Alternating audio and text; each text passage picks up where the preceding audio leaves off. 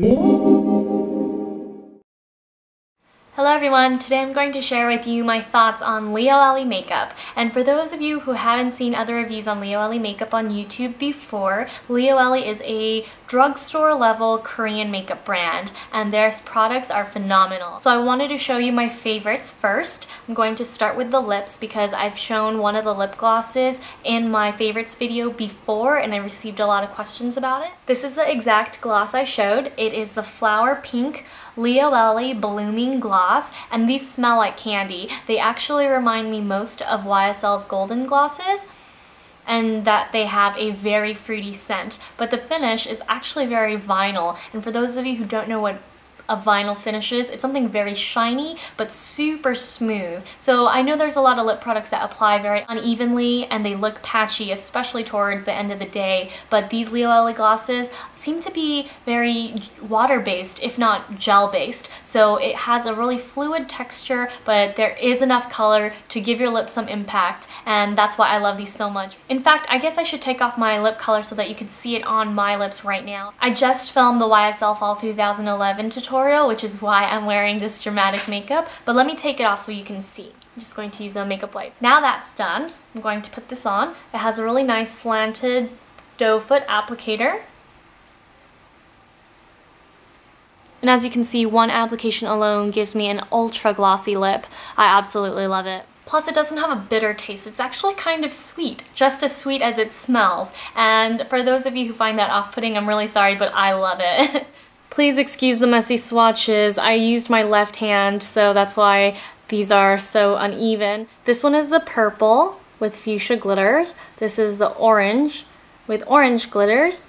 The cherry, my favorite pink, the flower number 2, the orange cream, and the vanilla pink. Again, I'll have all the swatches posted on my blog as well as individual reviews for each of these glosses. So now that we've talked about the glosses, I'm going to talk about the Lioele Dollish lipstick.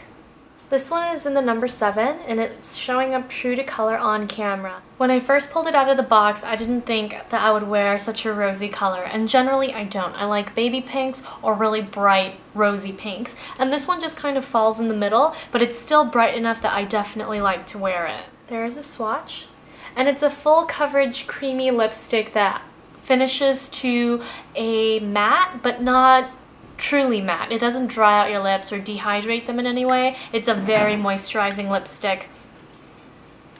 And it also has the same candy scent that the Lioele lip glosses have. I want to purchase at least a couple more colors in this so that I can determine for sure how much I love it. Like I said, I was really apprehensive at first, but now I love this lipstick and I do wear it a lot. So I can't wait to purchase some more to wear under the blooming glosses. Instead of going by my favorites, I guess I'll just go from lips to cheek. I have these Crystal Muse blushes. This one's a coral and this one's a baby pink. They are showing up pretty true to color as well. This one is too light for me to wear as a blush at the moment. I'm still around the NC 30-35 range and my summer tan is not fading. So this one is definitely for those who are of paler skin tones. If you're very fair, this will be a really beautiful cool pink on you. The number 1, which is the Coral Peach, is really beautiful on the skin. I think it's a very natural peach. It's not too pale and it's not too orange. So here are the swatches. That one's the pink, that one's the Coral Peach. I do have to say that the pink is slightly more chalky than the Coral Peach. Now for the cream blush in number 1. I received this product most recently, so I haven't tested it as long as the other products, but it's a really nice creamy pink blush. It doesn't dry down quite as fast as I would like, but it still looks lovely and dewy on the cheeks. Also, this blush is not too cool or not too warm, so those of you who don't like blue-based pinks could definitely pull this off, as well as the people who like yellow-based pinks. At the end of the day, makeup is all about preferences, and you have to play with what you have so that you know what to experiment with and what you shouldn't mess with. If you have oily lids, however, this is one of the products that you shouldn't mess with. This is the Lioele Real Brush Pen Eyeliner. And I had really high hopes for this product, but it smudges like crazy. It reminds me a lot of the YSL soft liner. As you can see though, it's already starting to smear out onto the skin. This is YSL's new Shocking eyeliner. But this Lioele pen liner, as much as I would love to say that I like it a lot, looks good, but it just smudges way too much. And I don't even have oily lids. This Lioele waterproof pencil, on the other hand, does much better. And even though it's a black, just keep in mind that all blacks are not created equal. I just feel as though the pigment could be richer, but it doesn't last on my waterline, only on the lash line. Now for the all-in-one gel liner. I find the packaging of this eyeliner to be very bulky and very inconvenient to travel with, but it doesn't take away from the fact that it's a brilliant gel liner. The top of the packaging unhinges, and there you have an eyeliner brush. Then you twist off the top, and here is your product. I've used this on several occasions and it looks really nice. In fact, I don't find this to be a very gel-based eyeliner. I find the texture very similar to a cream liner, specifically my Lioele. For the price, this is definitely a steal, and if you think Bobbi Brown's gel liner is too expensive, definitely take a look at this Lioele one. The color is also very dark as well, unlike the pen liner, which I do appreciate. And there it is right here. I was most excited to try this Lioele eyebrow pencil. It's got a really nice slanted tip, and as you can see, it's a really cool toned pencil, which is perfect for my eyebrows because my eyebrows are a very faint gray. This is in shade number 1 and it comes with a standard spoolie. It doesn't billow out on the sides and get pointier at the tip though. It actually is a very straight spoolie, which I kind of like, but it is still standard. I have seen these on other eyebrow pencils before, so it's nothing to be alarmed of. It actually is very nice for creating Korean style brows, which is really full and straight. I really like it, but I don't love it because I don't feel it's as pigmented as my Shiseido Natural Brow Pencil in Natural Black. My brows definitely need a lot of definition, and this is great for those of you who have really nice brows already but just need touch-ups, so definitely check this out if you're one of those people who fall in that really special category. I envy you guys so much. I wish I didn't have to fill in my brows all the time, but unfortunately I do. This takes a lot more effort than using my Shiseido pencil, which is why I have to recommend that one over this if you have brows, sparse brows like mine. Now this Dollish mascara, I didn't really quite have too high hopes for, and it doesn't disappoint, but it's not the best. I actually do like the applicator. It lengthens my lashes unbelievably well, but it cannot hold a lash curl. I do not like curling my lashes after applying mascara. It just breaks them and makes them more brittle, so I don't recommend you do that either. But if I cannot wear a mascara that stays curled on its own, I won't do it. So this one is definitely out of the running for me. I would never repurchase this, but for those of you who already have slightly curled or naturally perfectly curled lashes, this is definitely one that will lengthen them beyond any expectations you may have. I also have these new glittering jewel liners, and I have them swatched right here. This one's the navy and this one's the black. The black actually reminds me a lot of Chanel's Mirifique, and this one reminds me a lot of a MAC Pearl Glide eyeliner that I have. They're both gorgeous and they wear well, so I highly recommend these. I wouldn't wear them in the waterline just because, like the MAC Pearl Glide liner, the glitter's not eye safe. So just as a precaution, I would not put it in my waterline. You could actually wear these like cream shadows as well. Just put it all over the lid and blend out with a finger. Now for my favorite part, the skin stuff. I didn't really have high hopes for the Lioele BB creams. As you guys know, I prefer traditional foundations to BB creams. And I believe this is in shade 23. I can't say for sure because it doesn't say on the bottle and I threw away the box. But it is a really nice BB cream. It's probably one of the best that I've ever tried. And I have tried Kon Sesan, the Misha in the orange bottle, and a few other ones. I just can't remember which. Oh, I think, not Dr. Jart. There's another Dr.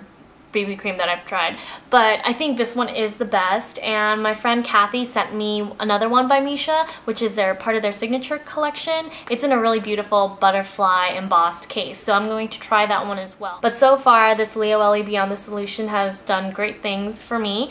The only problem is, I cannot wear it right now because I'm much too dark for it. And I encountered the same thing with the Lioele Skin Fix Twin Cake, which comes in the most adorable pink compact.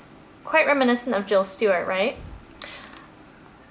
And this one is positively in shade 23 since it's labeled on the back.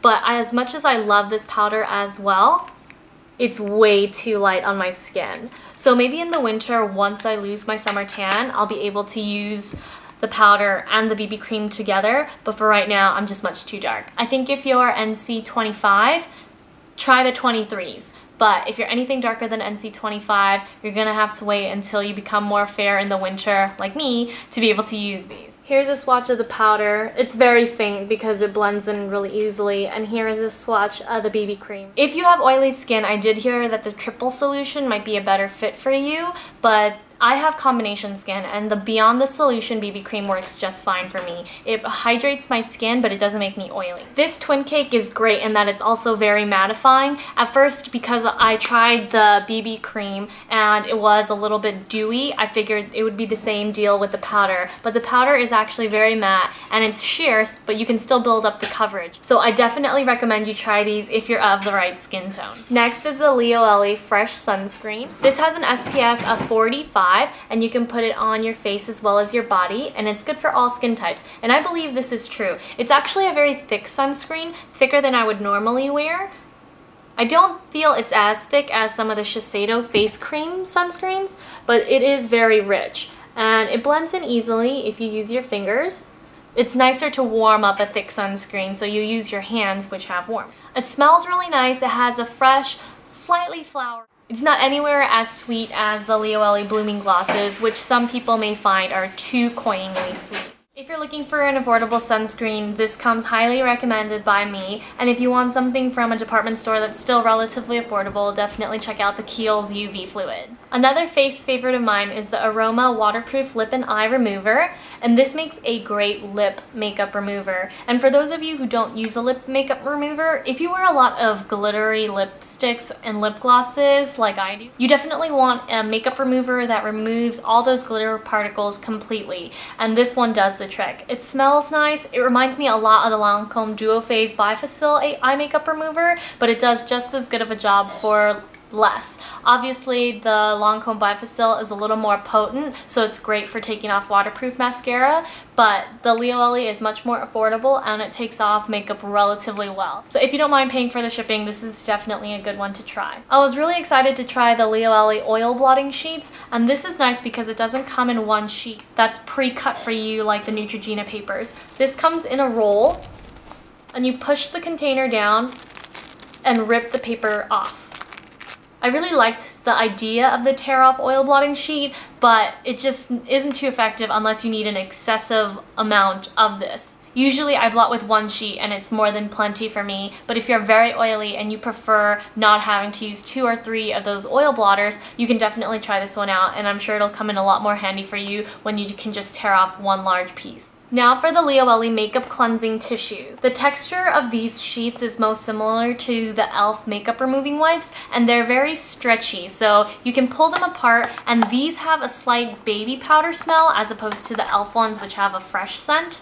I personally prefer the Lioele because it makes my skin feel a lot cleaner. I don't like the stinging sensation of the e.l.f. ones, and my skin is very sensitive, my eyes are very sensitive, so I like makeup removing wipes that are very soothing and gentle. And some may find that this perfume scent is a little too old lady, a little too mature for them, but I actually do like the baby powder note in this scent. I wouldn't use these to take off waterproof mascara, same thing with the e.l.f., because I just feel like I would have to tug too much at my skin. I have tried it before and I didn't like it, so I stopped. I just use standard dual phase eye makeup remover just like this. But for my face and for my hands, if I have swatches all over like I do now, I just use these and rub them off. And last but not least, Lioele nail polishes. I really want to try a brand new baby blue shade that they just released. I just want to compare it to some of the other baby blues in my collection. But my favorite one so far is the number 18. It's a really nice periwinkle color that I've worn before. I got a lot of questions about this, and it's a really nice cool tone blue purple that is very flattering. Next is number 32. A dark purple that's quite similar to what I'm wearing on my nails. This is actually just a solid cream though, whereas this has a slight shimmer. And lastly, I have 23, which is actually a really gorgeous gray. This is much deeper in color than compared to my Dior Gris Montant, but I still think that this is worth buying if you really like these darker, really cool tone modern colored nail polishes. That's all the Lioele that I have for you today, but I hope that I will be able to purchase more Lioele products in the future, like different blushes and more colors of the Dollish lipstick. I'll try to review individually as many products on my blog as possible, but if I don't get around to it, just send me a message on Blogger and I'll try my best to accommodate all your requests. Thanks so much for tuning in, and I'll see you very soon. Bye!